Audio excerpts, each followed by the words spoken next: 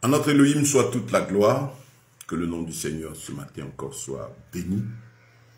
Je dis personnellement encore gloire, honneur, force et puissance à notre Elohim. Oui, que le nom du Seigneur soit béni. Nous remercions le Seigneur pour l'occasion qu'il nous donne de pouvoir partager avec vous ces oracles puissants. Et aujourd'hui, nous allons par sa grâce aborder un thème assez important, très important pour l'Église. Et le thème, c'est « La dîme est-elle toujours d'actualité ?» La dîme est-elle toujours d'actualité? S'il y a discussion, polémique autour au niveau de l'Église, c'est que le sujet est sérieux et qu'il mérite d'être abordé à sang-froid, à la lumière de l'Écriture. Voilà. Vous savez, prêcher, ce n'est pas dire ce que nous avons envie de dire, nous pensons, c'est dire la pensée de l'Éternel.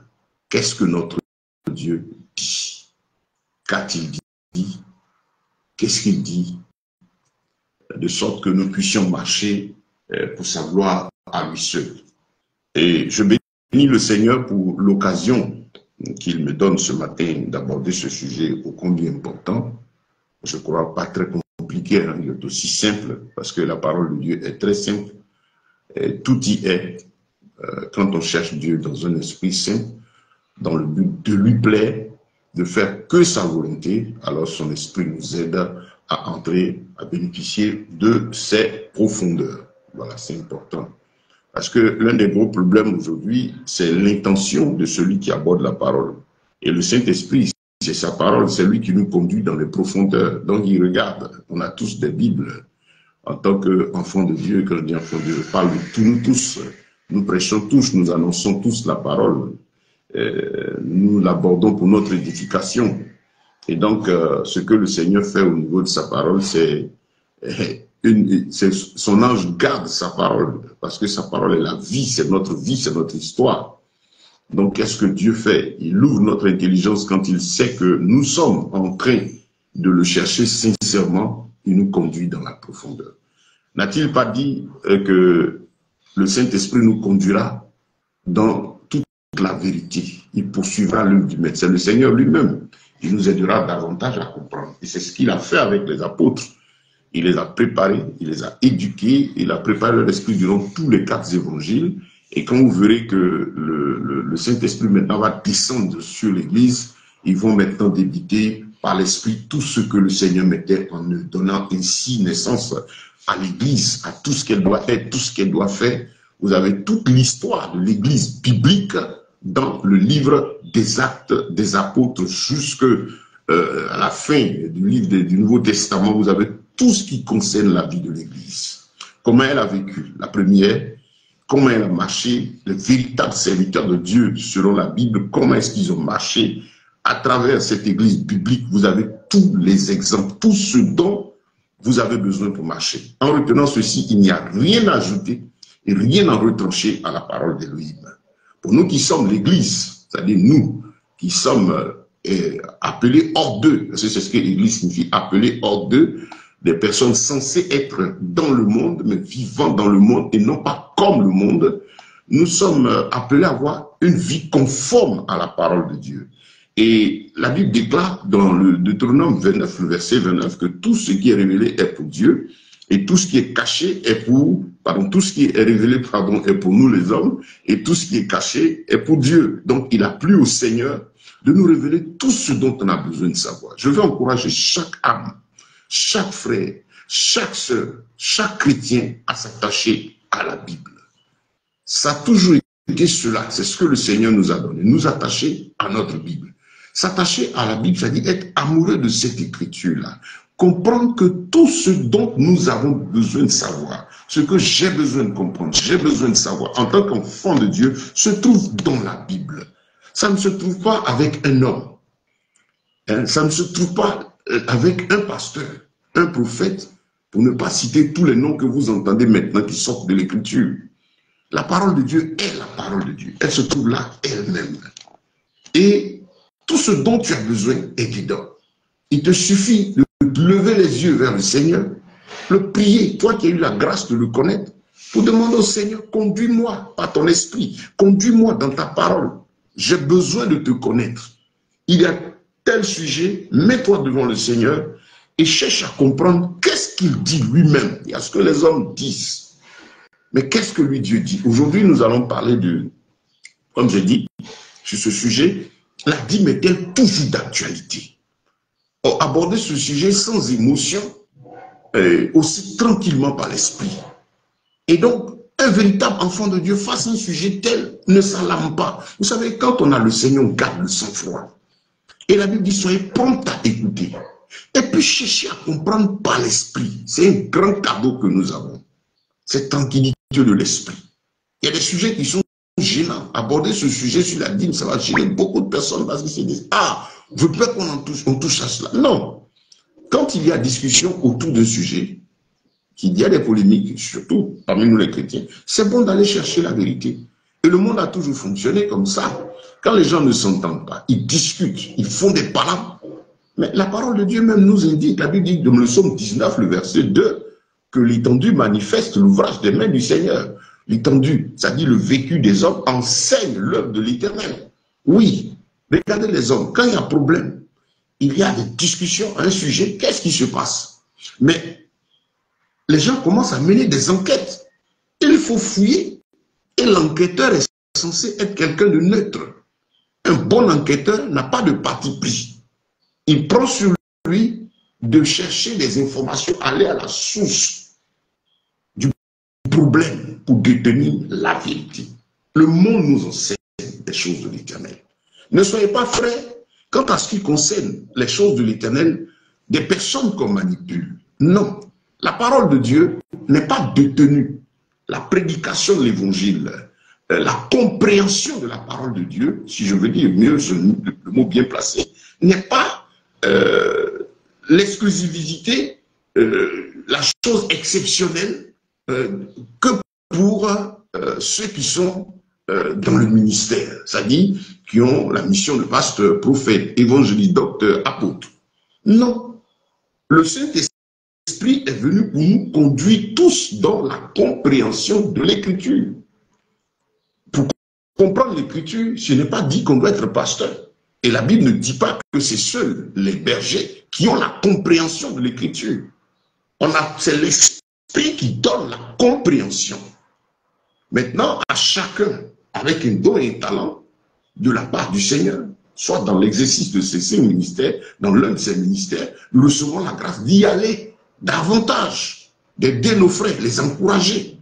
Mais ça ne veut pas dire que moi j'ai la connaissance, ce que je suis en train de vous dire là, le sujet qu'on va aborder, ce n'est pas parce que j'ai la maîtrise, c'est ce que moi je dis en tant que frère Ben, le sublé apôtre Ben, le missionnaire Ben, en train de parler, c'est ce que je dis là qui est vrai. Non, je suis censé dire ce que Dieu dit. Et toi, âme du Seigneur, tu es censé écouter comme les chrétiens de Bérée, dans le des Actes, tu écoutes et puis tu fouilles.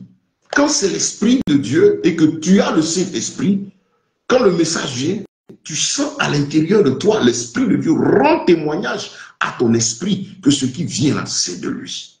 C'est là qu'il dit que tu n'as pas besoin qu'on t'enseigne, parce que l'Esprit qui est en toi t'enseigne déjà. Celui des épîtres au niveau de Jean. Ça choque souvent certaines personnes entendent cela, mais c'est tout simple, je l'ai déjà mille fois expliqué. Quand le Seigneur dit que l'onction que nous avons reçue est telle que nous n'avons pas besoin qu'on nous enseigne, c'est le Saint-Esprit qui est venu en nous, c'est lui qui enseigne. Donc un homme, moi je ne peux pas vous enseigner. Quand je dis moi, c'est-à-dire moi, je ne peux pas de moi-même me lever et vouloir vous enseigner. D'ailleurs, je ne veux pas cela. C'est-à-dire moi, ma volonté. Quand il s'agit de la parole, il s'agit d'être un simple canal que l'Esprit de Dieu utilise en ce monde. Je constitue un simple canal qu'il va utiliser pour rendre sa parole. J'espère que vous me comprenez. Je ne dois pas avoir pour intention de vous inculquer ce que je pense. Non. Mais ma mission, c'est d'être en ce moment, qu'à chaque fois qu'il s'agit de prêcher, un simple canal par lequel le Saint-Esprit que tu as aussi en toi vient utiliser à l'instant pour apporter ce plus-là à ton âme. Je reviens dessus, ce plus. Pourquoi? Parce que il y a en toi le Saint-Esprit. Tu es censé avoir l'esprit de vérité si tu as rencontré Christ sur la base de la vérité et que tu as compris que c'est par lui que tu auras la profondeur. Ce que je suis en train de dire est très déterminant pour poursuivre notre message. Parce qu'aujourd'hui, il faudrait que chaque âme comprenne l'importance de la relation intime avec le Seigneur. Que tu aies ton intimité avec ton Dieu. C'est ton abri. C'est ta haute retraite, c'est ta sécurité, c'est notre sécurité, que chacun ait une intimité avec le Seigneur, que chacun soit attaché à la parole, que chacun connaisse la parole, chaque âme. Sinon, vous êtes en danger. Parce que depuis toujours, la bataille de notre ennemi, c'est contre la connaissance, contre la profondeur de l'écriture. Donc, j'insiste sur cette disposition d'esprit. Quand le Seigneur dit que tu n'as pas besoin qu'on t'enseigne, je disais, c'est parce que tu as le Saint-Esprit. Que moi aussi qui suis enseignant, je suis censé avoir aussi le même esprit que toi. Et c'est cet esprit-là qui nous conduit dans la compréhension. Donc quand il dit que tu n'as pas besoin qu'on t'enseigne, c'est-à-dire que tu n'as pas besoin qu'un individu vienne de lui-même, de façon malicieuse, t'inculquer quelque chose, sa conception, sa pensée de son interprétation d'une écriture. Non, on n'interprète pas la parole de Dieu, on dit ce qu'elle dit. Parce qu'aujourd'hui, à plus de 90%, ce qu'on écoute comme message est intentionné. Par la plupart des canaux qui rentrent, malheureusement, ont pour objectif de faire des suiveurs, ont pour objectif cela, que des gens les suivent, des gens parlent d'eux. Quand c'est comme ça, c'est lui qui veut t'enseigner. Il ne veut pas laisser l'Esprit de Dieu à travers lui te rendre ce qui est de lui, ce qui est de Dieu, te conduire dans les profondeurs. C'est là que l'Esprit dit, tu n'as pas besoin qu'on t'enseigne parce que l'Esprit de Dieu que tu as reçu à toi, l'onction, le Saint-Esprit, t'enseigne déjà. Ça dit que si tu es enfant de Dieu, que tu m'écoutes et que moi qui suis en train de rendre, si je le fais pour la gloire de Dieu, dans l'intention de n'être qu'un simple canal pour rendre les oracles, quand tu écoutes, tu reçois en même temps aussi là que ça vient de l'Esprit. Ton cœur est en paix, tu es tranquille. Que le nom du Seigneur soit béni. Et je crois que ce sujet-là, la compréhension, la discussion d'esprit pour la compréhension de l'écriture va peut-être être notre prochaine étude qui va être faite parce que c'est important. Comment méditer, comment prier, comment écouter. C'est important. Et si le disciple de Christ y arrive, c'est une victoire. Quand nous parlons de disciples, nous allons au-delà du croyant. La plupart, tous sont des croyants, beaucoup d'appelés. Mais l'élu, c'est un disciple. C'est quelqu'un qui a pris sur lui de vivre comme le Maître dit qu'il faut qu'il vive, de donner son cœur, son âme et tout son être au Seigneur. C'est important, bien aimé. En tout cas, ce matin, encore que le nom du Seigneur soit béni, je crois que cette étude nous aidera. Et il faudra prendre le temps, vous qui avez abordé le thème, prendre cette vidéo, prenez le temps de la suivre. Peut-être qu'elle va être faite en 2, 3 parties, je ne sais pas. Mais je laisse l'Esprit de Dieu conduire le message et faire en sorte que tout un chacun de nous soit vraiment édifié. En rappelant ceci, notre thème, c'est la dîme est-elle toujours d'actualité? Oui, c'est important d'aborder ce sujet parce que l'Église aujourd'hui en souffre. Voilà, c'est un problème pour certains. D'autres disent non, d'autres disent oui. Et malheureusement, les pauvres âmes qui se trouvent au milieu ne savent pas où mettre la tête. Parce que la discussion a lieu là entre les conducteurs religieux. Voilà, je vais employer tranquillement le conducteur des religieux pour parler de toutes les religions qui sont greffées au christianisme, qui sont greffées à la parole de Dieu. Oui, vous savez, l'apôtre Paul, je crois, c'est dans 1 Corinthiens, le chapitre 11, disait quelque chose. Il est important, il dit, j'apprends qu'il y a des divisions au milieu de vous. Et c'est normal. Et il faut que ces choses arrivent pour qu'on sache qui est de Dieu et qui ne l'est pas. Et dans certaines versions, il dit, j'apprends qu'il y a des sectes, des sectes, des sections, des portions au milieu de vous. De qui? Des croyants qui étaient à Corinthe. Il y a des divisions au milieu des croyants qui étaient à Corinthe. Suivez très bien pour comprendre le sens du mot secte. Voilà, parce que tout de suite, quand on dit ceci est une secte, le mot tout de suite ne rime pas avec loge mystique. Voilà. Quand on dit secte, dans le mot secte, vous avez section, c'est-à-dire une partie d'eux. Donc, dans le cas de la Bible ici, il y a la parole elle-même et il y a les sectes autour de la parole. C'est-à-dire la parole est là, à ce que la Bible déclare et à ce que chaque groupe, chaque communauté tire de cette parole, prend dans cette parole pour en faire son affaire en rejetant d'autres. C'est comme ça que vous allez voir l'histoire des groupes dénominationnels, le plus souvent, nés à partir de dogmes, ça dit de débats, d'idées, ainsi de suite, autour de la parole. Heureusement, ce qui est réjouissant, c'est que la parole est là. Elle n'a pas bougé. C'est vrai que les gens essaient de la falsifier, de truquer des choses dessus. Mais gloire soit rendue, le Seigneur, notre Elohim, il fait sur sa parole, il dit, aucun trait de lettre ne disparaîtra. Il permet qu'on découvre les intentions de ceux qui falsifient les traductions, qui déplacent des virgules, et ainsi de suite. Ça aussi, c'est un sujet qu'on va aborder pour aider les frères à savoir mieux s'orienter. Donc, ce que je vous invite à comprendre, c'est ici l'esprit sectaire. Le mot peut-être va être difficile pour certains, mais les communautés, les noms, les groupes dénominationnels, en général, sont toutes des sectes, c'est-à-dire des sections de l'évangile, se comportent pour la plupart comme des sections de l'évangile. J'espère que vous me comprenez. Des sections sectes, en prenant le mot secte comme étant une partie d'eux. Vous allez prendre telle communauté, elle dira, nous avons notre profession de foi. Voilà, il y a les vérités bibliques auxquelles eux ils croient. Donc ça, c'est sûr quoi ils croient. Ils sont fermes dessus. Et là, il y a ceux qui prennent comme les vérités, confession de foi. Et que vous allez prendre notre communauté aussi, qui prend une bonne partie, mais qui dit, nous ici, on n'a pas la même manière de voir, on voit ça comme si. Vous voyez, c'est ça l'histoire des dénominations. Elles naissent au fur et à mesure, généralement, autour de l'interprétation de l'écriture. Une interprétation, en général, sectaire. Quand la Bible nous dit d'être des disciples, c'est marcher conformément à Christ, à la volonté. Il y a la vie de Christ, le christianisme, qui est la vie selon Christ, et il y a les religions dites chrétiennes, parce qu'employant le nom de Christ, des paroles, des versets, même souvent à 90%, ou ceci, pour pouvoir œuvrer. C'est pourquoi vous pouvez voir un peu tout ce que vous voyez. Mais pour nous qui sommes disciples à la recherche de l'écriture, nous comprenons que le Seigneur nous appelle à aller dans sa parole, la considérer de la Genèse jusqu'à l'Apocalypse dans toute sa plénitude. Le disciple, c'est ça. Il comprend que la parole est la révélation de notre Elohim. Quand on dit la Bible est la révélation de la parole de Dieu, c'est pour dire dans l'essence, dans l'ensemble, que ce livre-là, ces 66 livres-là, sont les moyens par lesquels Dieu vient parler à l'homme. Et à l'intérieur, vous avez des lois, vous avez des histoires. Des histoires, dans les histoires, par exemple, vous avez des sujets de la vie de certaines personnes que Dieu n'a pas approuvées, mais qui sont relatées pour nous servir d'exemple. En tout cas, tout ce qui est histoire de choses approuvées et désapprouvées par Dieu, vécues par des gens avec nous, la Bible dit que ceci est donné pour nous servir d'exemple, car c'était l'ombre des choses à venir. Ces choses-là, on lit la Bible, on a donc des histoires à l'intérieur.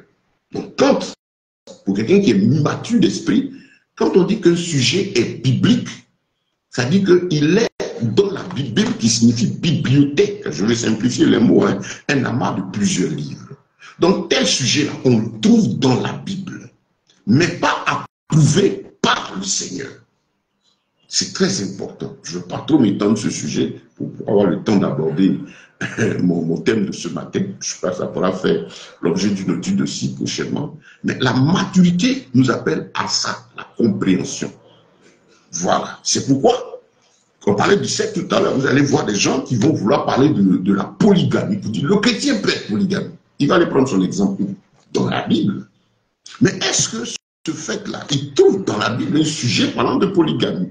Donc il dit, c'est biblique. Toi qui n'es pas mature, quand on dit c'est biblique, ça dit le sujet est dans la Bible, mais pas approuvé de Dieu. Qu'est-ce que l'Éternel en dit? C'est très important. Gardez votre sang-froid. Oh, c'est biblique. Oui, il vous montre l'histoire. Ce n'est pas parce que le sujet est mentionné là qu'il est approuvé de Dieu. Parce que ça, c'est le cas des histoires des gens qui, connaissant la loi du Seigneur, ont marché comme ci ou marché comme ça. Qu'est-ce que Dieu a fait dans leur vie, ainsi de suite. Qu'est-ce qu'ils ont eu comme bénéfice, qu'est-ce qu'ils ont eu comme châtiment. Tout ceci donné pour nous servir d'exemple. Donc, quand on aborde un sujet, on va tranquillement dedans pour regarder à 100 fois. Le disciple ne s'alarme pas par rapport au sujet. Parce qu'il sait que l'Esprit, le Saint-Esprit, l'Esprit de vérité, qui est Yeshua en nous, le conduira dans la vérité, pas dans les vérités, pas dans les appréciations, pas dans les analyses des gens. Sois tranquille, ton Dieu te conduira dans la vérité. Oh, j'aime l'œuvre de ce Seigneur-là. Il dit, je ne vous abandonnerai pas. Je ne vous laisserai pas seul. Je suis avec toi, toi, frère, tous les jours jusqu'à la fin du monde. Il n'a pas dit, je suis avec telle communauté, je suis avec tel groupe, tel système. Il dit, avec toi qui le cherche. Parce que les rassemblements étaient censés être des rassemblements de personnes ayant reçu Christ et qui le cherchent. Mais il y a une assurance face à tout ce désordre, bien-aimé, face à tout ce chaos, toute cette apostasie, ces palabres interreligieux, ces palabres de gourous, de chefs, de communautés. Moi, je suis chrétien tant, moi, je suis chrétien si. Gloire soit rendue à Elohim, parce que dans la Bible, il n'y a pas le nom d'une communauté. Je m'en réjouis.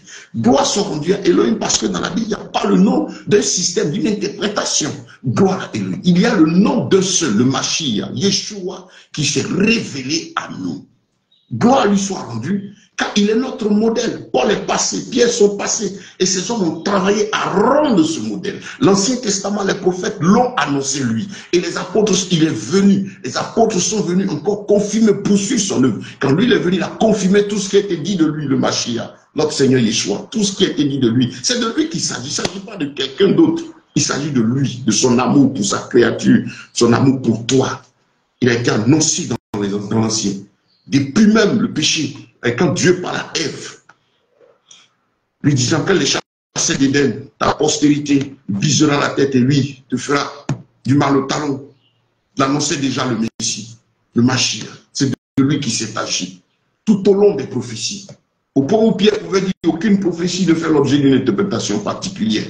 Mais c'est poussé par l'Esprit que les hommes de Dieu ont prophétisé les prophètes. Annonçant le Maître, annonçant le Seigneur. Et il est venu, tu as son histoire dans les 4 évangiles. Comment il a vécu, tout est relaté.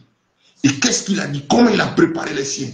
Et comment il est monté au ciel. Et comment il est redescendu dans ses disciples pour leur donner de vivre maintenant ce qui avait été promis, l'accomplissement de la parole. Matthieu 5, 17. Je ne suis pas venu abolir la loi, mais je suis venu l'accomplir. Oh, gloire soit rendue à Elohim, parce qu'il est là. Il n'a pas changé. Il est le même.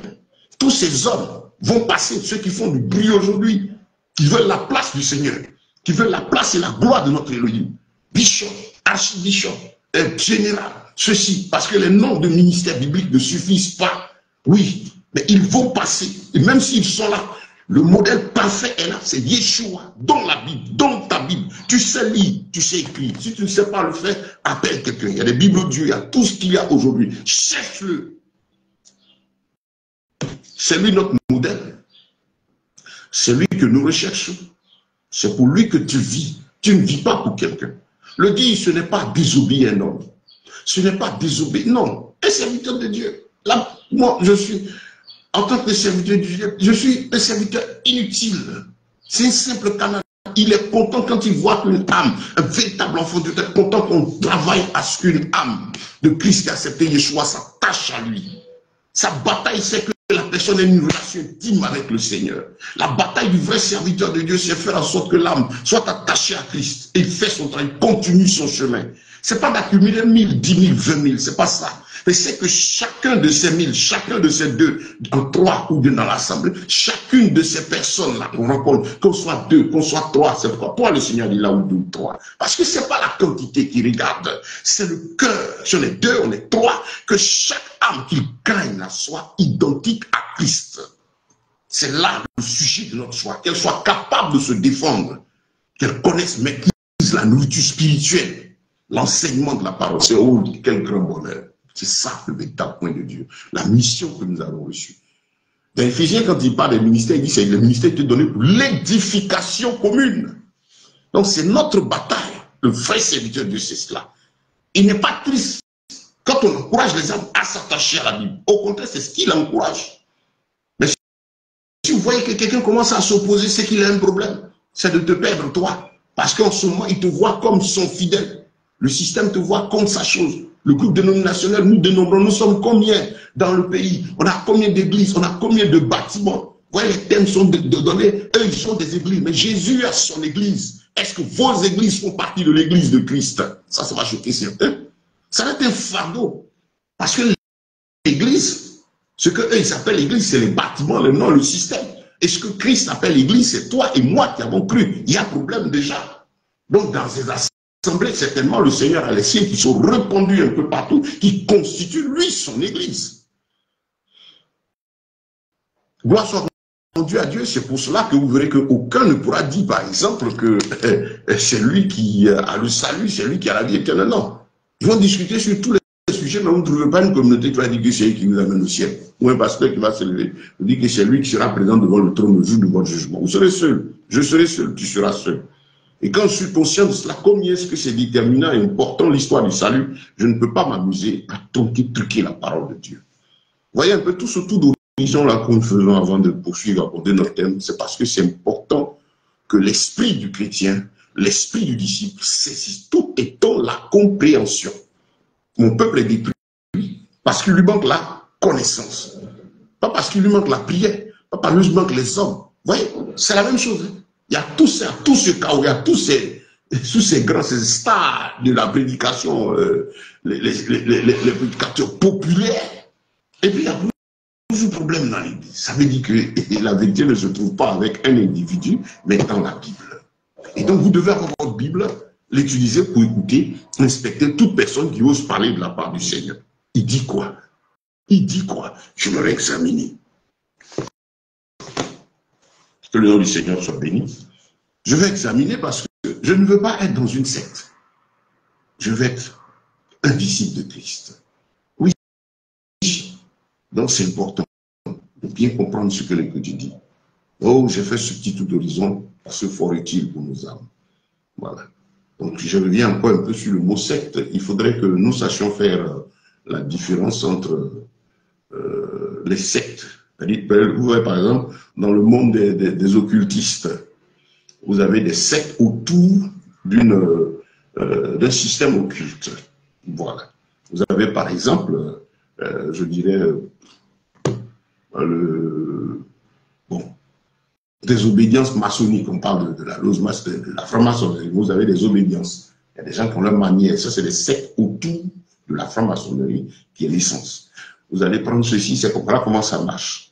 Et vous prenez donc le christianisme, c'est-à-dire la Bible, il y a les sectes. Les sectes, dans le cadre de la Bible, ce sont les groupes dénominationnels avec leur nom, les sections. Voilà, je pense que c'est du français. Prenez le temps de comprendre cela. On a besoin de mûrir, voilà. Et puis, chaque fois, dénoncer notre ennemi qui se cache derrière les mots. Voilà. Parce que lui, c'est vraiment un malin. Donc, on n'a pas besoin de secte. Le disciple n'a pas besoin de secte du christianisme. Il a besoin de la Bible, de Yeshua. À travers lui, vous serez donc lâche. Et savoir qu'ici, il y a une attitude sectaire ou pas. C'est-à-dire, on veut une partie de l'évangile, mais l'autre, on ne veut pas. On fait en sorte que l'âme ne soit pas libre pour entrer dans la présence de Dieu. On veut qu'elle soit attachée au bishop, au temps. Les enfants de temps, les disciples de temps. Il y en a qui confessent par leur père. Aujourd'hui, vous avez des enseignements. Je suis de temps. Je ne sais pas où c'est tiré. Je me reconnais dans le ministère de temps. Je suis fils de temps. Ça ne veut rien dire. Nous sommes disciples de Yeshua. Il est toujours vivant. Les deux meurent, ils s'en vont. Même étant vivant encore, Christ est toujours là. Que le nom du Seigneur soit béni. Qu'il vous bénisse, bien-aimés. Allons dans notre sujet. La Bible est-elle toujours, la dîme est-elle toujours d'actualité? Voilà. La dîme, bon, on sait tous que c'est le 10e. La dîme, le 10e de quelque chose. Pour nous chrétiens, on parle du 10e de revenu. On sait tous que c'est pas ce que la dîme a existé, mais le mot même, le fait d'en parler, ça dit qu'il est. La dîme, le 10e du revenu. Est-ce que c'est toujours d'actualité? Quand on dit cela, c'est dans sa pratique. Donc si on parle ici, ça veut dire que ça a existé. Donc, allons dans l'Écriture, fouillez cela aussi tranquillement, sans parti pris, jusqu'à, voyons ce qu'elle dit.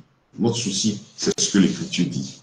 Et voilà. Et je conseille à vous qui l'écoutez de partager, d'inviter vos amis là-dessus. Ces enseignements sont de toute façon enregistrés. Vous avez là le lien de notre compte YouTube. Vous pouvez aller dessus, vous abonner. Il y a toute une série d'enseignements d'études dessus, plusieurs sujets disponibles. Vous les téléchargez gratuitement, vous les distribuez, partagez, invitez les gens, ça fait du bien. Voilà. Nous sommes contents quand les âmes rencontrent Christ dans la vérité. C'est notre challenge de chaque jour. Et c'est un véritable plaisir pour nous de nous battre pour que le nom de Christ soit glorifié et que chaque âme s'attache à sa Bible et sache marcher Bible à la main, Bible dans l'esprit, dans tous ses rapports. Dit, il est écrit. Face à un, il est écrit subtil. Il dit, il est aussi écrit que. Voilà, parce que c'est ça, le Seigneur dit, fait de toutes les nations des disciples. Nous sommes missionnaires pour cela. Donc, chers frères et sœurs, quand on regarde le sujet de la dîme, c'est un mot qui est un fait. Donc, on ne va pas s'étendre dessus. Mais la Bible dit au commencement était la parole, et la parole était avec Dieu, et la parole était Dieu. Jean, le chapitre 1. J'aime bien ce passage-là parce que on a vu là le Seigneur venir mettre un garde-fou à tout. Il dit au commencement était la parole était avec Dieu, la parole était Dieu, elle fut faite chair et venue au milieu de nous. Voilà. Donc, au commencement était la parole.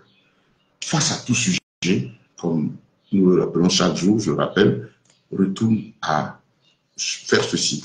Ça a commencé où? Comment ça s'est développé et comment les gens ont vécu. Tu as tout ça dans ta Bible. Tu comprendras. Ne te limite pas à ce que les gens disent. Vous voyez? Mais cherche l'original. Ce qui est bien, Dieu nous a tout donné. Tu as tout donné. Tu as donné ça dans la Bible. Malgré les falsifications. Tu as donné tout ici. Sache que tout est dedans.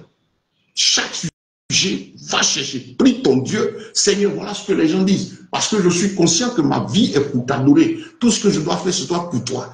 Mon service, ma vie, ma marche, c'est pour te glorifier, Seigneur. Éclaire-moi, enseigne-moi. Je veux comprendre ce que toi, tu dis. Pas ce que les gens disent. Voilà ce que les gens disent. Non, mais ce que je recherche, c'est ce que tu dis. Comme l'enquêteur neutre qui va à la profondeur, à la recherche de la vérité. Donc ici, au commencement de la parole, afin de dire, ça a commencé où? Quand vous prenez votre Bible, le Seigneur dit aussi ceci, je suis la lumière du monde, celui qui me suit ne marchera pas dans les ténèbres. Jean 14, le verset 6, je suis le chemin, la vérité et la vie. Jean 8, 12, il est la lumière du monde, celui qui marche avec lui ne marchera pas dans les ténèbres. C'est merveilleux, tout est dedans. En nous adressant, lui nous aide à comprendre. Donc, quand on prend nos Bibles et qu'on veut aborder le sujet, première démarche, quand est-ce qu'il a été question de la Bible, la dîme pour la première fois dans la Bible? Vous verrez que c'est à partir de Genèse chapitre 14. Et un élément très important qui va être abordé en même temps que nous déroulons ce sujet, c'est l'histoire de l'offrande. Parce que parler de dîme parle de offrir, donner à Dieu, de l'action de l'homme qui vient pour manifester sa reconnaissance pour Dieu. Offrir, donner, l'acte d'apporter quelque chose à l'Éternel. Donc la dîme est inclus dedans. C'est une chose que nous apportons à Dieu, quelque chose. Eh bien, et donc, le mot dîme est employé dans la Bible pour la première fois à partir de Genèse 14. Ça veut dire, si la dîme est une offrande, c'est que les offrandes ont commencé alors comment? C'est important. Quand vous prenez dans Genèse déjà, vous voyez la première offrande, vous avez l'histoire avec Caïn et Abel, la première offrande détaillée. On a vu que l'offrande a commencé là. Donc le fait d'offrir à Dieu, ce n'est pas de ça qu'il s'agit ici. Est-ce qu'on offre à Dieu? On offre. Dieu nous a fait avec cet instinct, ce désir de manifester la reconnaissance. Dis merci. Quand quelqu'un dit merci, c'est une offrande, c'est un mot qu'on apporte à quelqu'un pour lui exprimer la reconnaissance. L'acte de dire merci, de donner quelque chose. Ce quelque chose peut être moral, tel que, en parole, merci, c'est une offrande. Par un acte, en Afrique, on sait que le merci est suivi d'un acte physique qui symbolise. Le merci, la reconnaissance, avant l'offrande, c'est la reconnaissance morale. C'est l'âme qui s'élève vers quelqu'un qui lui a fait du bien. Et à commencer par le Créateur. Et donc, on vient dire merci à Dieu. Je prends Psaume toujours 19, le verset 2. Il dit, la nature enseigne l'œuvre des mains de l'Éternel. Donc vous verrez que nous nous levons nous-mêmes, entre nous hommes. J'ai quelqu'un qui m'a fait du bien, je lui dis merci. Je dis merci à ma manière, selon mes moyens. En venant dire merci, la bonne intention de celui qui fait, en fait l'intention, c'est que celui à qui on dit merci ressent que vraiment nous sommes reconnaissants et que ça vient du cœur. Maintenant, il y a le fait de matérialiser cela face à celui à qui on veut dire merci. Vous allez voir que l'indigent, c'est-à-dire le pauvre, celui qui n'a pas les moyens, a son cœur pour vous dire merci. Et c'est ce merci-là que vous devez rechercher. Ce merci, de tout son cœur, tout son âme, se plie pour vous dire merci. Et il loue Dieu et il vous bénit. Ça, c'est une offrande. Vous comprenez? Et maintenant, il y a celui qui a quelque chose. Bon, quand je veux dire pauvre, le pauvre, celui qui n'a rien pour matérialiser son merci. Et celui qui a un peu ou qui en a beaucoup. Vous allez voir en fonction donc de l'intention de matérialiser son merci, marquer l'esprit de celui à qui on donne, l'on viendra en fonction de ce qu'on a. C'est ainsi que vous avez des exemples dans la Bible. On a cette pauvre femme qui est venue, qui a donné que 2 deniers. Quand on fait les calculs, je crois que ça ne valait même pas 25 francs, quelque chose comme ça. Un truc de presque sans valeur. Quand un autre est venu, a donné son superflu. Mais au Seigneur de dire que celle qui a donné les 2 deniers là, a donné plus que tout. Vous comprenez? Il y a celle aussi qui a couru, qui est venue, qui a pris ses lames et qui a versé au pied du Seigneur, qui a pris sa chevelure et qui a essuyé ses pieds. Le Seigneur était content, il a béni, il a fait ça pour ma sépulture.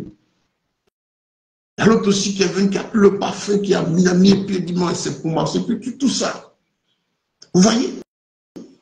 Donc le fait de dire merci, le fait d'offrir, c'est inné en nous. On a ça, tout homme a ça en lui. Quand il est touché, il exprime sa reconnaissance. Et cette reconnaissance, comme on dit d'abord morale, est maintenant matérialisée en fonction de ce que l'on a. Et ça, c'est entre nous les hommes. Allons voir le président. Telle région va lui dire merci. Parce qu'elle est contente, parce qu'il y a ceci, à cela. Elle viendra, il y aura des danses, il y aura des ceci. Il peut avoir même une bouteille, des petits des symboles pour lui dire merci. Et qu'il sache que c'est du cœur. Eh ben tiens, je vais dire merci à mon patron. Mais c'est mon patron, c'est lui qui m'emploie. Et c'est lui-même peut-être qui me paye. Quand je dis patron, je veux parler par exemple, tu as fait propriétaire d'une entreprise. Ben, je lui laisse une reconnaissance. Il a déjà, c'est lui qui te paye. Mais tu vas chercher à poser un acte qui le touche pour qu'il s'en souvienne. C'est comme ça la vie. Donc le fait d'exprimer la reconnaissance là, c'est pas un problème. Dieu a mis ça en l'homme et il a mis ça dans la création entière. Tout le monde le fait. Gloire à Dieu. Gloire à notre Elohim. Gloire à Yeshua, Jésus. Et maintenant, par rapport à lui, nous qui sommes chrétiens, c'est la même chose. Je veux dire merci au Créateur. Là, j'ai affaire au Créateur. Vous voyez encore la dimension de celui à qui j'ai exprimé ma reconnaissance. C'est le Créateur, moi chrétien. Je veux exprimer à mon Rédempteur, mon Créateur, ma reconnaissance. Donc je vais le faire par le cœur. D'abord, comme il dit, offrez-vous comme un sacrifice vivant.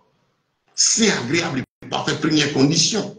Mais d'un côté matériel, il y a la matérialisation de ceci par le bien que nous possédons, ce qu'on apporte. On viendra sur la fin de l'étude.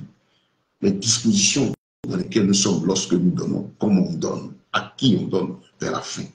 Mais là, faisons l'historique donc de l'histoire de l'offrande. On a dit le sujet, c'est la dîme est-elle toujours d'actualité? Et nous avons dit que la dîme est une offrande. Et donc, parler de cela, c'est aller à l'origine, au commencement était la parole. Quelles furent les premières offrandes? À quel moment on a parlé de la dîme? On constate donc, comme j'ai dit, que c'est en Genèse 14 qu'il est question pour la première fois de la dîme avec Abraham. Donc, avant ça, les gens donnaient comment? Première offrande mentionnée dans l'histoire, vous avez Caïn et Abel. Voilà, c'est pas ce que son père ne donnait pas quelque chose. Mais la Bible n'a pas été devenue ce détail, elle est venue sur un élément marquant parlant de cette manière de donner, qui était ce qu'on appelle les prémices. Et on a Abel qui est parti, qui a pris le premier fruit de son troupeau et qui l'a mené devant le Seigneur. Et quand de son frère, Caïn, est allé dans la nature, le champ qu'il a fait, l'a récolté, puis l'a déposé devant Dieu. Et la Bible nous dit que l'offrande d'Abel plut à l'Éternel par rapport à celle de Caïn. Et dans sa bonté en tant que père, il a manifesté cela en disant encore à Caïn, mais, au lieu d'être aigri parce qu'on te dit ton frère a bien fait, c'est un exemple. Le péché dort devant ta porte, réponds-toi. On sait la suite. Donc le fait de donner, là, avant la vie, les gens donnaient. Ça, c'est retenu. Ils donnaient quoi? Les prémices. Et les prémices, c'est quoi? Le premier fruit. Ah, dans cette époque-là, je rappelle dans l'Ancien Testament, nous allons parcourir du début jusque là, dans l'accomplissement, dans le temps où nous sommes au temps de la grâce, qu'est-ce que la Bible dit pour que vous sachiez comment marcher. Et donc, on offrait, on donnait à Dieu. Et les prémices, par rapport au dixième, vous savez ce que c'est? Les prémices étaient plus que le dixième. Voilà. Le premier fruit. La personne va faire son champ. Ce qu'elle élève là. Le premier fruit. La première portée pour le Seigneur. La première récolte. C'est ce qu'Israël faisait. Et c'est ce que la Bible nous enseigne. Le premier fruit, j'ai mis quelque chose en terre. Le premier fruit, c'est censé être quelque chose que je vais manger. Non, je donne à l'Éternel. Ça, nous sommes dans l'Ancien Testament. Je le précise parce que les gens mal intentionnés ne suivent jamais l'ensemble des messages que nous donnons. Nous avons pour intention de couper des parties, puis faire vidéo sur Facebook avec. Il n'a pas dit, l'apôtre l'a même dit qu'on paye dit, on fait certains dans ces sites-là. Je vous conseille, ceux qui prendront ces portions de messages, fuyez toujours, allez au début, à la fin, vous saisissez tout, c'est important. Et donc, quand on regarde les prémices par rapport à la dîme, c'est plus grand. Oui, parce que c'est le premier fruit. C'est important. Retenez cela. Ça nous amène à comprendre pourquoi la dîme. Les autres, avant ça, il y avait quoi? C'est important. Avant ça, il y avait quoi? Même pendant qu'il y avait la dîme, est-ce qu'il n'y a pas d'autres types d'offrandes? Comment ça s'est pratiqué? Et comment est-ce que Christ accomplit cela? Important. Et donc, eh bien, les prémices. Les gens offraient à l'Éternel, tranquillement, sans problème. Donc, comme je rappelle, ce n'est pas un sujet de dire ici, est-ce qu'on offre à Dieu? On offre à Dieu.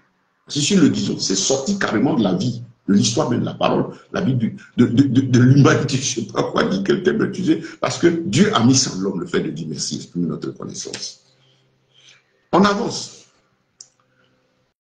Là où le mot dîme apparaît pour la première fois, c'est en Genèse chapitre 14. Écoutez très bien. Il est dit là que Abraham était allé en guerre. Il revenait de la bataille. Et il a été rencontré là par Melchisedec, roi de Salem, le roi de paix, qui était une image, en fait, une forme que Dieu a pris pour venir le bénir.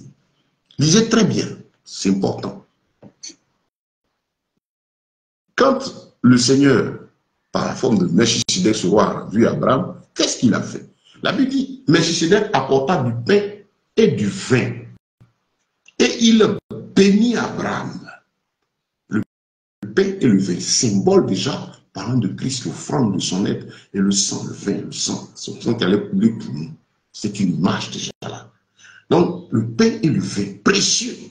Il n'avait rien à voir avec les animaux et tout ça. Le pain et le vin, quelque chose de facile à trouver, mais ô combien symbolique et puissant, et en plus de valeur que ce qu'Abraham allait faire. Il vient avec du pain et du vin, qu'on ne prépare facilement là. Avec du vin, lui est un roi. Parce que Abraham va poser un acte. Mais il aurait pu venir, Melchisedec est plus grand que pour Abraham. Mais il vient avec l'élément fait l'essence de la vie.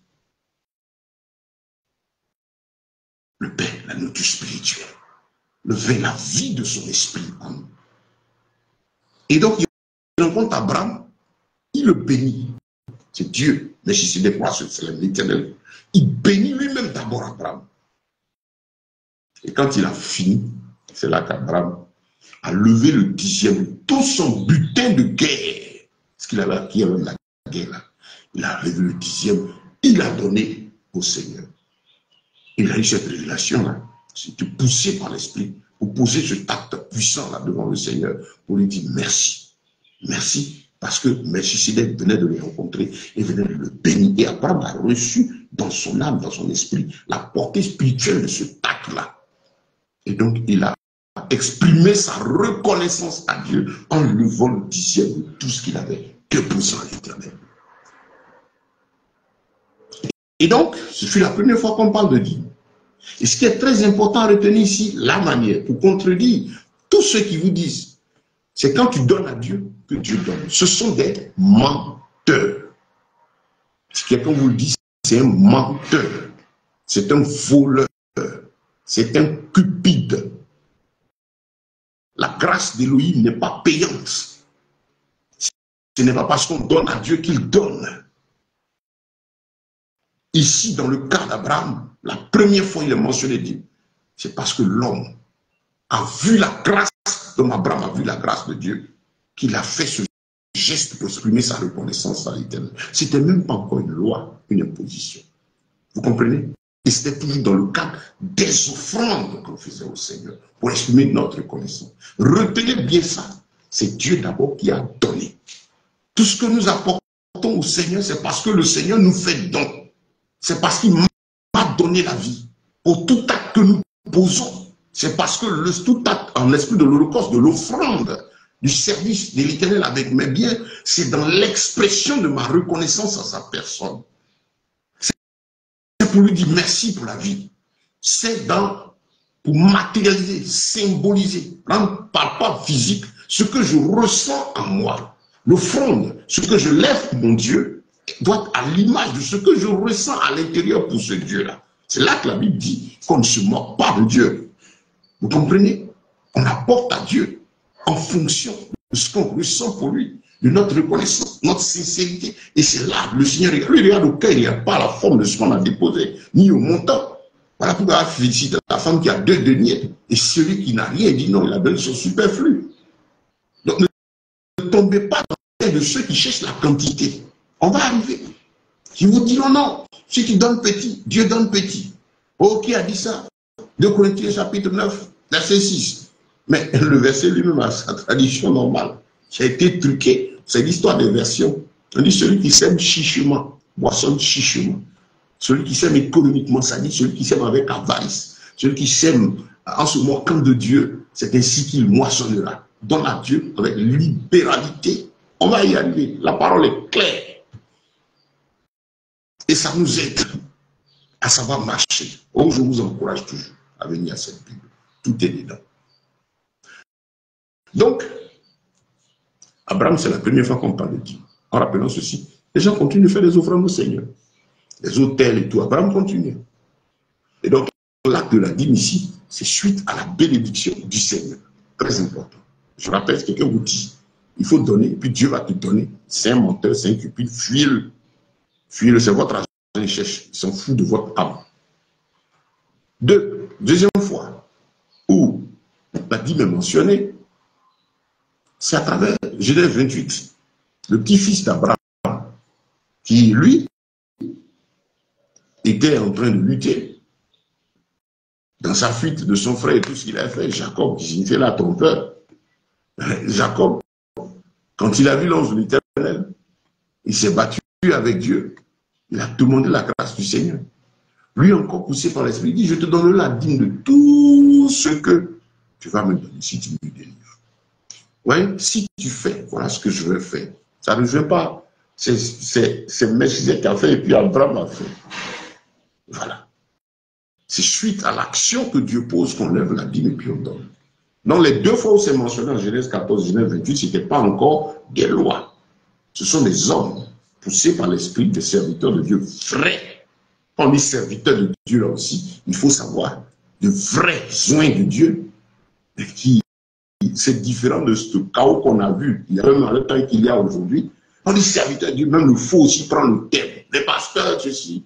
Bon, face à ce thème, restez tranquille et sachez qu'il y a l'apostasie à l'esprit de l'égarement. Le diable ne viendra pas à vous avec un fétiche dans une église pour venir avec des masques et puis prier. Ils ont commencé même à faire ça un peu.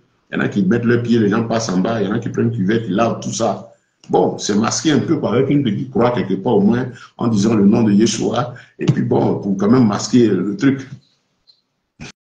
Donc voici, bien aimé, ces deux premières fois, on l'a dit, me mentionner dans l'Ancien Testament, dans Genèse, ce n'est pas encore une loi. Et maintenant, la fois maintenant où la dîme va devenir une institution, c'est lorsque Moïse s'apprête à sortir le peuple d'Israël de l'Égypte. Enfin, il est préparé par le Seigneur pour ça. Ils sont déjà en chemin. Ils sont sortis de l'Égypte et ils s'en vont à Canaan. C'est une nation, un peuple que Moïse déplace et qui va s'installer sur une terre. Donc, il s'agit là pour Dieu de prendre les dispositions pour mener, permettre à cette nation-là de vivre, d'assurer au moins les minimums. On est dans l'ancienne alliance. Et donc, le Seigneur révèle parmi, je vous invite à lire Lévitique, Nombre et Deutéronome. Vous avez toutes les offrandes là que le peuple faisait. Je me pose la question, ça, mais pourquoi cette focalisation sur la dîme? Alors qu'il y a plus que cela. Il y a même d'autres offrandes. On va voir. Quand je me pose la question, le Seigneur nous a fait comprendre. Voilà. Et donc, qu'est-ce qui se passe? Moïse déplace un peuple, retenez bien, une nation. C'est 12 tribus qui vont sur une terre. Il s'agit là pour le Seigneur de prendre les dispositions pour que ce peuple-là vive en lui assurant un minimum. Un minimum. Parce que c'est une nation qui va. Donc, dans ce peuple-là, qui était travailleur, agriculteur, éleveur, commerçant, tout le monde arrivant sur la terre promise devait continuer son activité. Mais il va se trouver là quelque chose d'important pour le Seigneur a toujours préservé. Que Moïse gardait, quand il est descendu de la montagne, c'était les 2 tables de la loi, qu'il a mis dans l'arche, dans un coffret, et qui était symbole, en tout cas élément puissant, matérialisant la présence de Yahweh avec son peuple. C'est ce point, le rapport important entre le Créateur et son peuple, l'arche de l'Alliance. Et donc ce peuple va sur une terre, mais il a pour mission de rester et de demeurer l'élément par lequel toutes les autres nations, y compris les Juifs eux-mêmes, entre eux-mêmes, voient comment adorer et servir le Créateur. Il a pour mission de montrer l'importance de la vie spirituelle dans la vie d'un homme, d'une créature. Le spirituel, la place du spirituel dans la vie de l'homme. Et vous savez qu'on a 2 mondes spirituels. Un homme qui n'a pas de vie spirituelle, il est mort. Il est livré à lui-même. La Bible l'appelle homme animal. Parce qu'il est livré à ses instincts, ce qu'il pense et ce qu'il fait, mais il n'a pas la paix interne, la tranquillité, parce que l'âme par laquelle il pense et agit pour ses actes, sa vraie nourriture, c'est la parole de Yeshua. C'est la parole de Dieu, énoncée dans la Bible. Donc quand il va conduire son âme par-ci, par-là, il n'aura pas de tranquillité, de repos, tout simplement parce que l'âme n'ayant pas sa vraie source d'origine. C'est comme les repas pour le corps. Il y a ce qui est bon pour le corps, il y a ce qui n'est pas bon pour ton corps. Donc c'est cela, c'est important, ces petites choses-là, précises, la parole est très précise. Donc Dieu montre l'importance de sa présence dans la vie du peuple. C'est comme ça donc que l'arche de l'Alliance est ouverte et déplacée. Donc Israël suit l'arche et tout le peuple va avec. Et donc il est important pour l'Éternel de garder cette relation personnelle directe avec son Dieu. Dans l'ancienne alliance, donc l'arche là, le tabernacle, ce n'était pas encore le temple, ce lieu-là est là spécialement pour rappeler au peuple adoration, louange et service au Créateur jour et nuit. À travers diverses offrandes, on va arriver à ce sujet. Donc, ils s'en vont, c'est important. Ils doivent arriver à Canaan. Donc, l'arche là, il s'entretient. Le tabernacle s'entretient. Il n'y avait pas de temple quand la dîme était sur la place. Il n'y avait pas de bâtiment, il y avait l'arche, le tabernacle.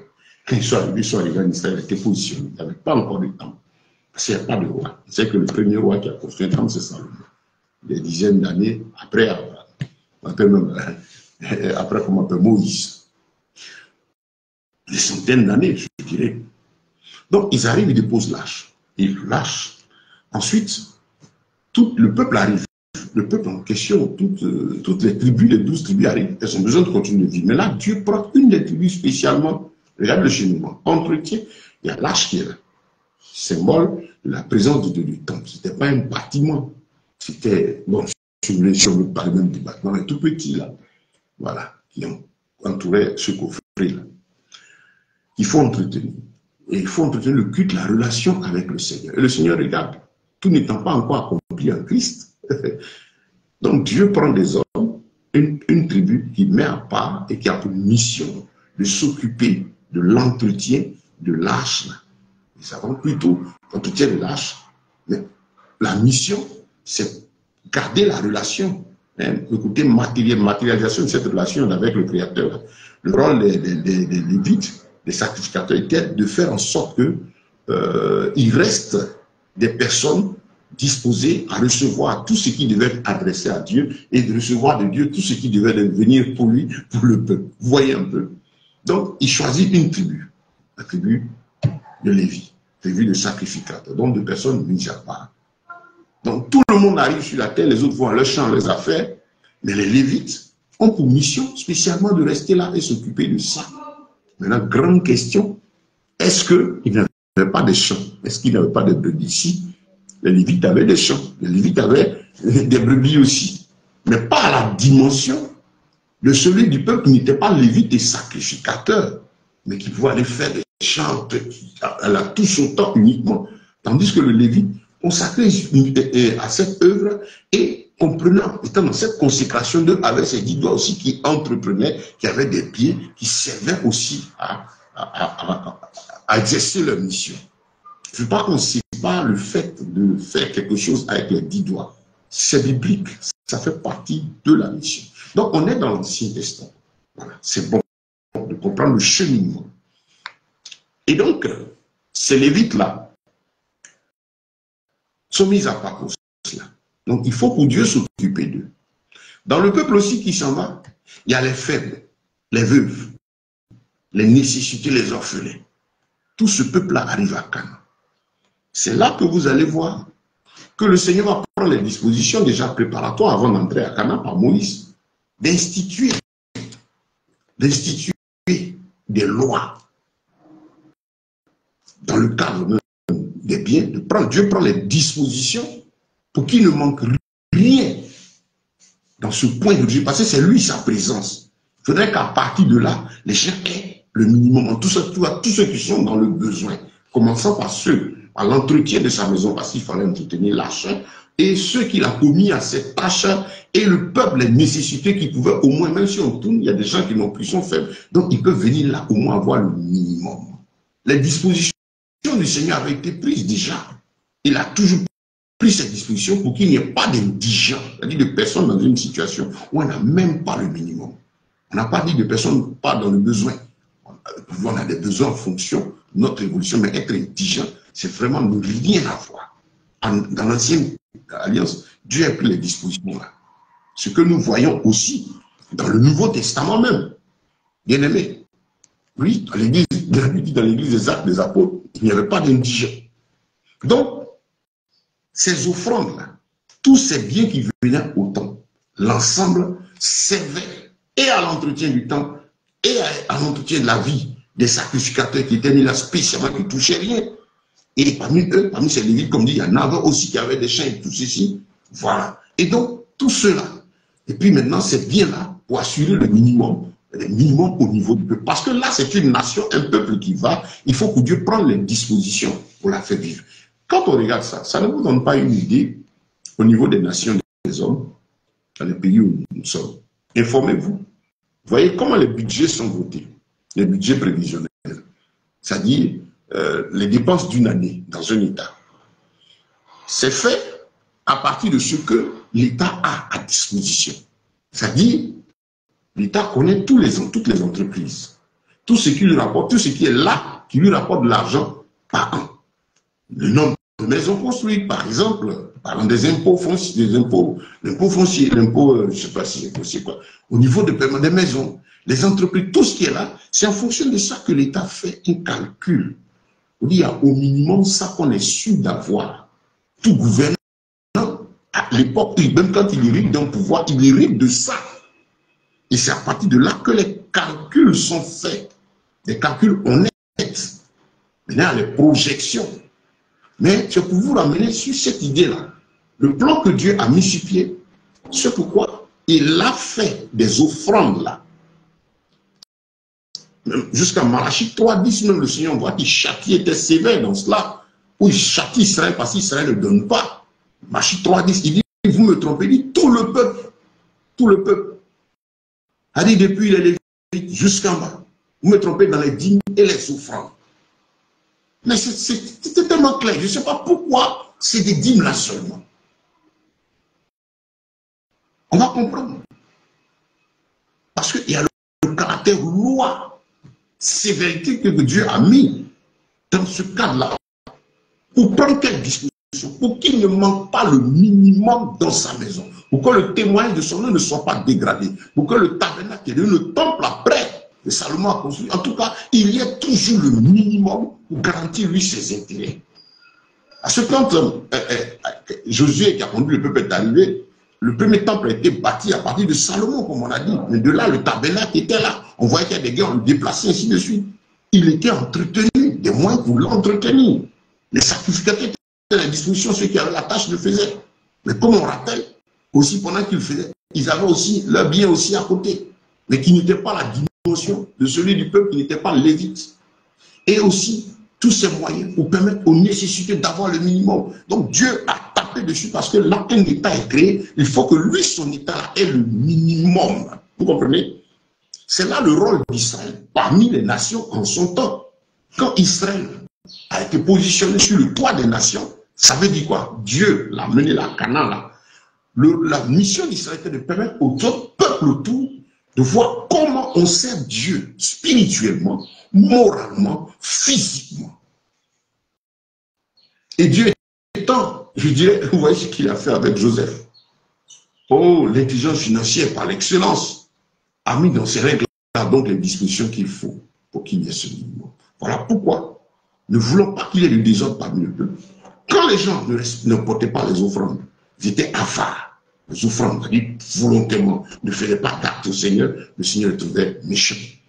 Quand ils prenaient la dîme, c'est-à-dire le 10e des revenus de la paix, ce minimum qu'ils demandaient dans tout ce qu'ils faisaient là, c'est-à-dire c'est un minimum de garantie. Dans l'ancienne alliance, c'est très important de répéter cela. Quand le Seigneur fait une institution là, dans l'ancienne alliance, c'est pour assurer le minimum. Au moins si ces gens-là, ils ne donnent pas, mais ce minimum-là, au moins peut être là, le 10e de tous les revenus de la terre. Dans Lévitique 27, il en parle. Pourquoi il le fait dans l'ancienne alliance? Pour qu'il ne manque pas le minimum. Comme je vous ai donné à l'image, le gouvernement, il n'y a rien de nouveau sur les cieux. C'est sur ce système-là que le calcul est fait, des budgets, pour qu'il y ait un minimum sur lequel travailler. Et c'est pourquoi il y a les impôts. Et c'est pourquoi il y a les impôts qui traquent, qui doivent aller, parce qu'il faut que ce minimum-là soit, que l'État soit là. Dans la forme normale des choses. Donc, bien aimé, quand on voit cela dans l'ancien, on comprend pourquoi Dieu avait institué cela en tant que loi. Et pourquoi il le fallait. C'est important. C'est très important de saisir ça, frère.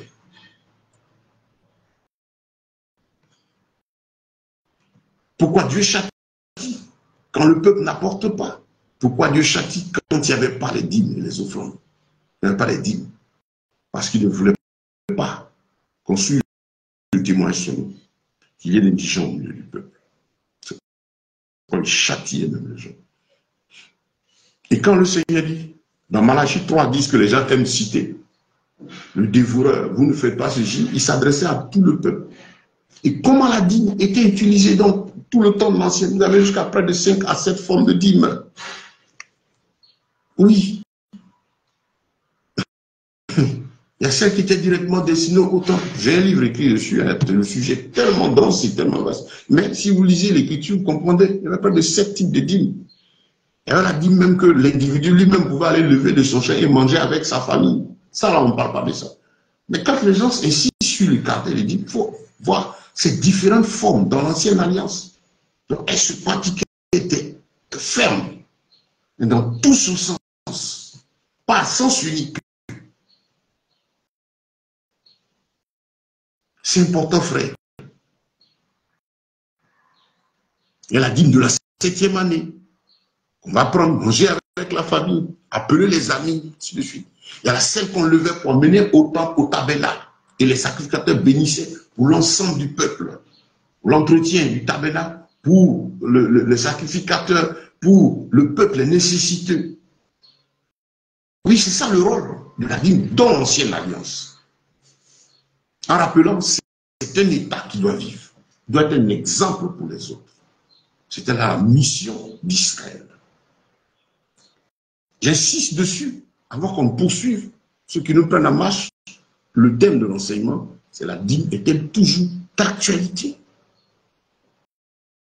Je vous conseille de prendre au début, parce que c'est important.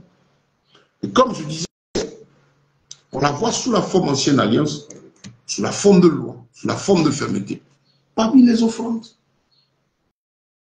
Donc, c'est important de comprendre où ça a commencé. On a vu que ça n'a pas commencé à la création. Mais avant la création, il y avait des offrandes.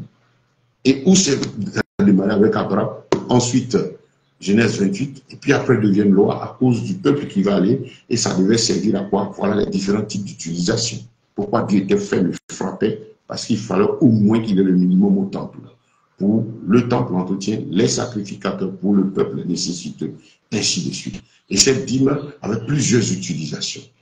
La dîme de la première année, la dîme de la 7e année, la dîme qu'on pouvait manger soi-même, la dîme qu'on amenait au temple. C'est vos Bibles. Lisez ne serait-ce que Lévitique, Nombre, Deutéronome. Lisez Lévitique, Nombre, Deutéronome. Assez vous pouvez étudier cela dans le but de comprendre comment, sur mon cheminement, ça s'est pratiqué. Maintenant, la grande question, c'est quand on va dans l'accomplissement de l'écriture, avec la venue du Mashiach, de Jésus, dans les 4 évangiles, vous avez la venue du Maître qui est racontée. L'Église n'est pas née quand il était là. Il est venu préparer la naissance de l'Église, c'est-à-dire la continuité de la vie avec le Seigneur. Cette nouvelle vie-là, cette vie accomplie, il dit, je ne suis pas venu abolir la loi, mais je suis venu l'accomplir. Il est venu là nous préparer pour ce qui devait être la manière de vivre que lui, Dieu a toujours voulu atteindre de par nous, les hommes, étant sur cette terre qui est appelée à être détruite, nous préparant au royaume des cieux pour la vie éternelle. Donc le Mashiach arrive. Tous les 4 évangiles, il faut avoir le courage. On regarde. A-t-il été une fois question, dans ces 4 évangiles-là, de la dîme? Ça dit au mieux. Est-ce qu'il en a été question? Et est-ce que Yeshua, Jésus, a une fois reçu une dîme pendant qu'il était sur terre? Faites cet exercice, vous ne verrez jamais un passage qui dit que pendant qu'il était là, les disciples étaient venus lui donner une dîme. Non. Mais est-ce qu'il ne recevait pas des offrandes? Si. Il y avait des femmes, des hommes, des gens qui apportaient le bien pour soutenir le travail qui était fait. C'est relaté, on a parlé des femmes qui autour du Seigneur faisaient l'œuvre de Dieu, qui soutenaient la mission, et tout le monde, c'était pas seulement les 12, il y avait ces personnes, il y avait même plus de ça, un grand nombre de personnes autour de lui qui venaient soutenir le travail du Seigneur. Donc, on retrouve là encore le fait d'offrir. C'est-à-dire que le Seigneur n'a pas aboli l'offrande. Il dit, je ne suis pas venu abolir, Matthieu 5, 17, déjà quand il commence le discours, je ne suis pas venu abolir la loi, je suis venu l'accomplir.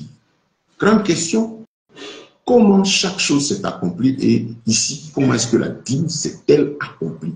Comment le roi a accompli? Si ça n'a pas été aboli, on a vu ça sous forme de loi et ça n'a pas été ainsi au commencement, mais c'est qu'au commencement, les offrandes, c'est une offrande de plus venue pour quelque chose. Et quand lui il est venu, on ne parle pas du fait qu'il ait reçu la dîme, mais il dit, je suis venu accomplir. Donc c'est l'un des éléments aussi qui a pris une forme parfaite, une forme accomplie, réalisée.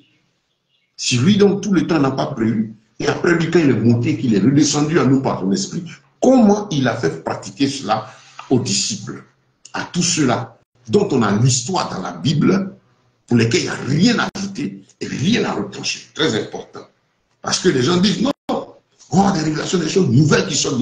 Si quelqu'un vous dit que les derniers temps, quand le Seigneur dit dans les derniers temps, je répandrai mon esprit sur toute chair, il y aura des choses nouvelles, des choses qui sortent. Maintenant, il y a la Bible, puis il y a les révélations qui vont sortir. C'est un menteur. Pourquoi? Allez lire Actes chapitre 2. Quand le Saint-Esprit est descendu, la prophétie est dans Joël, hein, je répandrai mon esprit sur toute chair. Ils prophétisent, ils auront les visions, effectivement. Mais elle s'est accomplie. Quand le Saint-Esprit est descendu sur l'Église pour la première fois, et que les gens se moquaient, dans Actes chapitre 2, Pierre est venu, il dit, c'est ici la prophétie de Joël. Elle s'est accomplie. Et elle poursuit son œuvre. Ça veut dire que vous avez là, ici, la matérialisation de ce que Joël a dit. L'Esprit est répandu sur toute chair. Tout ne peut pas réussir la grâce. Les gens parlent en langue. On a vu les effets dans leur vie. Ce que l'Esprit les a poussés à faire. Et donc, auquel il n'y a rien à ajouter, rien à retrancher. Et si moi je suis censé être disciple, je cherche Christ, mon modèle de vie, en tant qu'Église, c'est celui des actes. On n'est plus dans l'ancienne alliance. Nous sommes dans la nouvelle alliance, c'est-à-dire l'accomplissement de l'Écriture, qui n'exclut pas ce qui a été dit, mais qui est l'accomplissement. Vous voyez, je suis face à vous, j'ai un certain âge, mais il y a 30 ans en arrière, je n'avais pas cet âge. Mais est-ce que je vais dire que ce n'est pas moi? Si, c'est moi. Quand je regarde la photo, mais il ne s'agit pas de celui d'il y a 30 ans là maintenant. Voilà. Donc, c'est important de comprendre ce que le Seigneur dit. Je ne suis pas venu abolir, je suis venu accomplir. Comment il accomplit? Qui était une loi ferme. Et même encore, étant une loi ferme, parmi les offrandes, une des offrandes, avec une caractère de fermeté pour ses objectifs, comme on a dit, le Seigneur a fait en sorte que il reprenait chaque fois, dans Deutéronome, il parle de la libéralité. L'importance de donner avec joie. Si tu aimes l'Éternel, ton Dieu, de tout ton cœur, de toute ton âme. Quand même, c'était la dîme était une offrande avec une loi, hein, avec fermeté derrière, une sorte d'impôt. Voilà, c'est le mot. Mais ça devait être donné avec amour en plus. Il vient nulle part dans le Nouveau Testament, c'est-à-dire dans les 4 évangiles parlant de Mashiach, qui dit si quelqu'un confesse Jésus venu en chair, il est de Dieu. Venu en chair, c'est on a le témoignage dans les 4 évangiles. Comment il a vécu, ce qu'il a fait là. Celui qui est de Dieu doit confesser ça. Il n'a jamais pris de dîme avec quelqu'un. Mais il recevait des offrandes, toujours. Vous comprenez? Et lui-même, quand il est arrivé, sa manière de faire énerver les pharisiens, parce que ça cassait ce que les gens avaient réussi à mettre dans l'esprit des âmes. Si tu ne donnes pas, si le pharisien n'a pas tant, si le sacrificateur n'a pas tant, si l'homme de Dieu n'a pas mangé, s'il n'a pas réussi, il n'a pas payé sa maison, s'il n'a pas eu sa nouvelle voiture, vous êtes maudit. Ce n'est pas aujourd'hui. Ézéchiel 34 là. Le Seigneur même reprochait ça aux serviteurs qui étaient là. Ce qu'ils font aujourd'hui là, ce n'est pas nouveau. Si tu ne donnes pas, tu ne donnes pas. Et comme les gens étaient dans le péché, et n'avaient pas de relation intime dans le Seigneur, et ce qui est aujourd'hui encore la même chose, ils se laissaient facilement embrigader par ces lois qui font peur. Plus que toi, tu crois en Dieu. Donc, il y a la peur de Dieu, qui n'est pas la crainte. Les gens ont peur.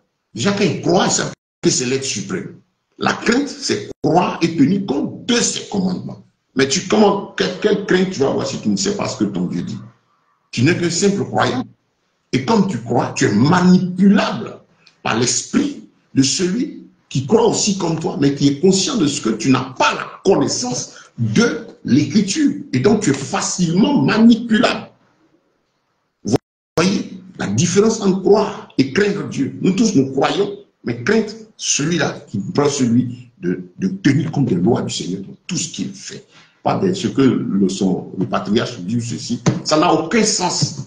Les patriarches, les pères, c'est aujourd'hui des gens malhonnêtes, voleurs, cupides, se lèvent pour remplacer Christ dans le cœur des âmes.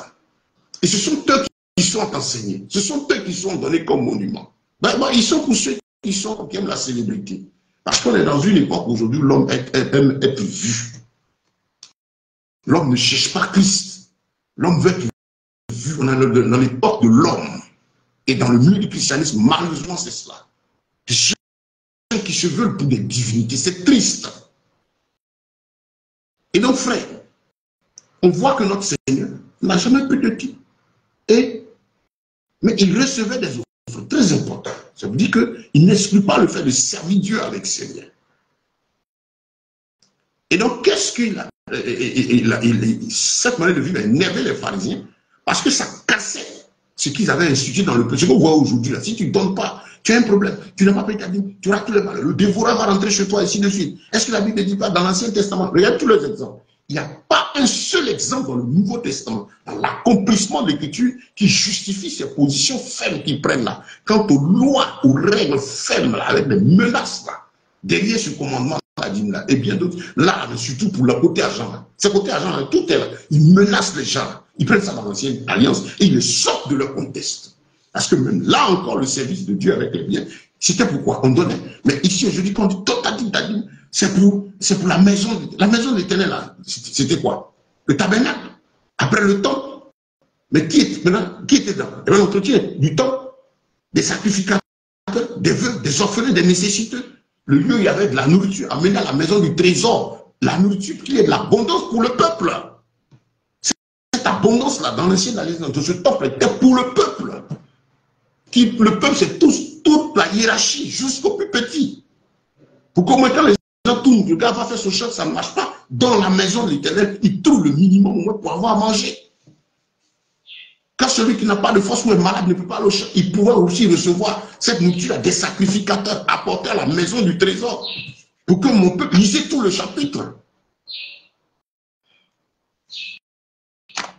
Ça, c'est encore dans la pratique de l'ancien.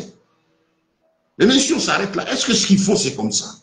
Parce que ce qu'ils rendent, c'est pour leur poche, c'est pour leur maison, c'est pour leur business. Comme dans le temple, il y a des âmes, des hommes, des femmes qui ont faim, qui vont sortir, qui ne savent pas comment ils vont rentrer chez eux.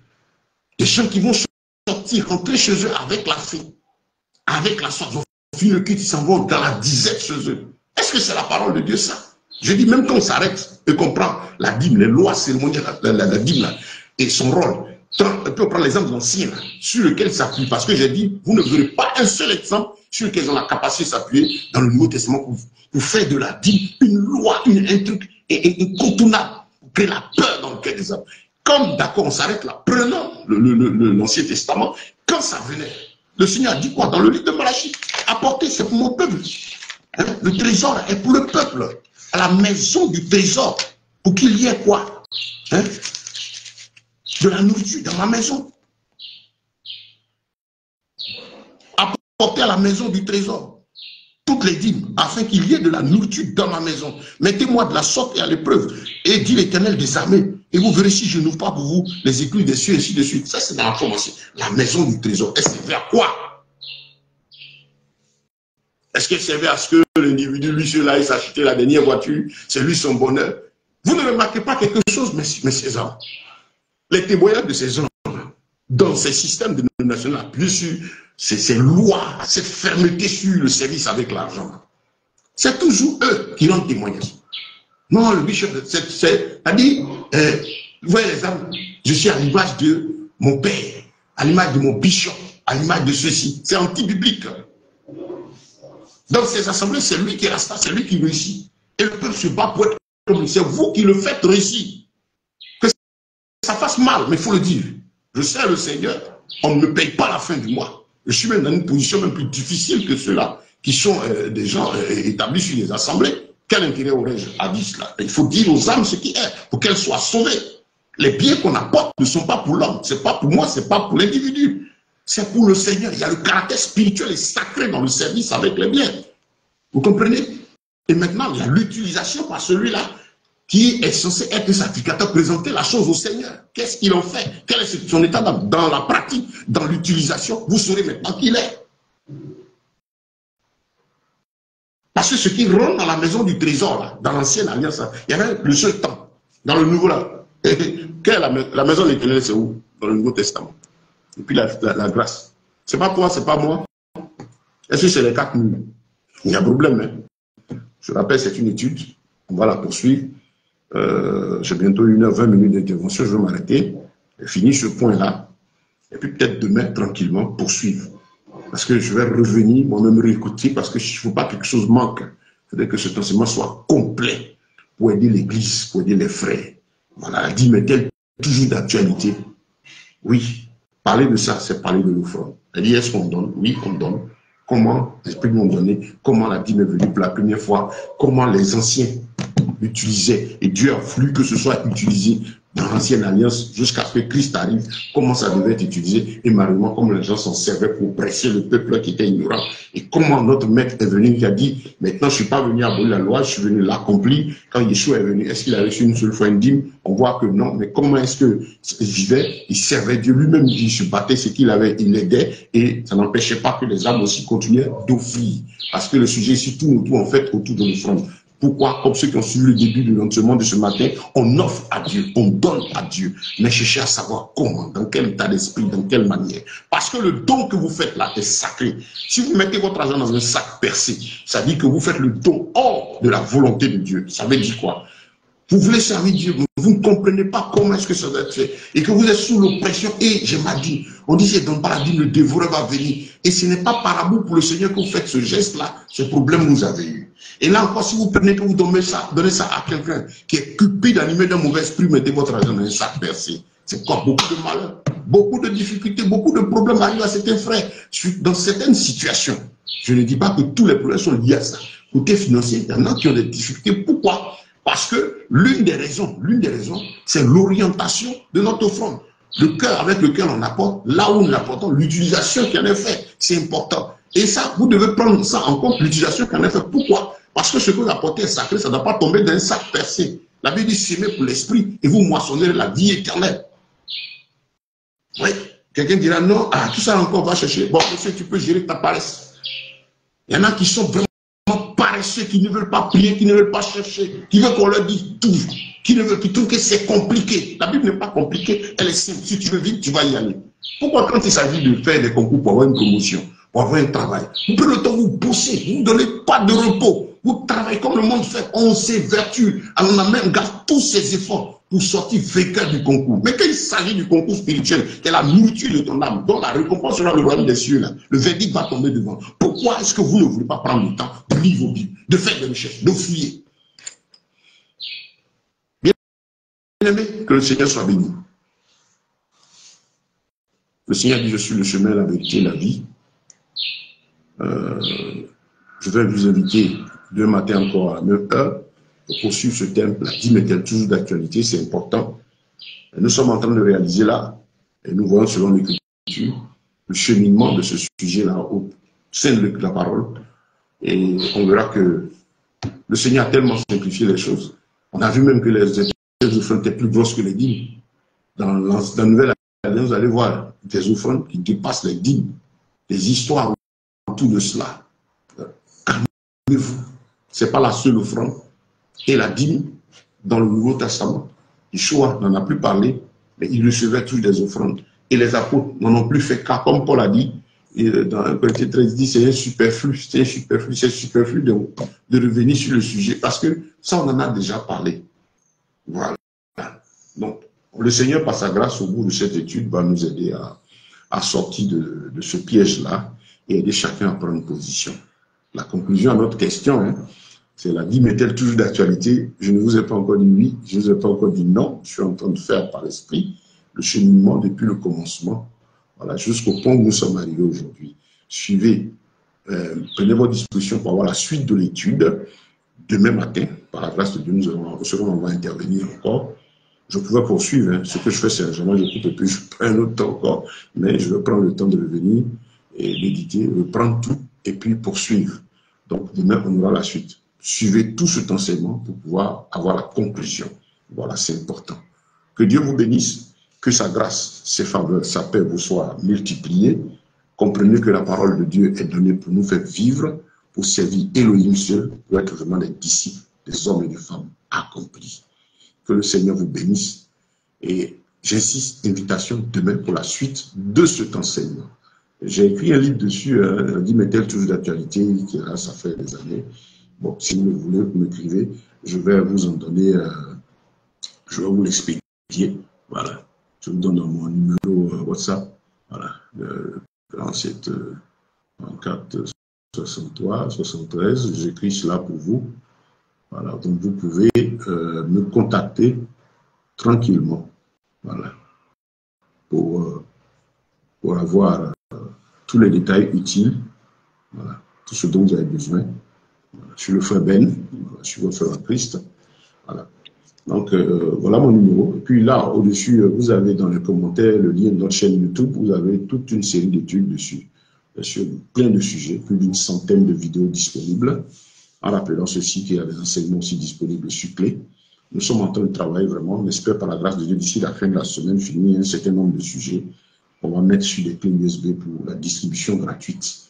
Voilà, pour permettre vraiment à l'Église de bénéficier de certaines choses de base très utiles dans la croissance spirituelle.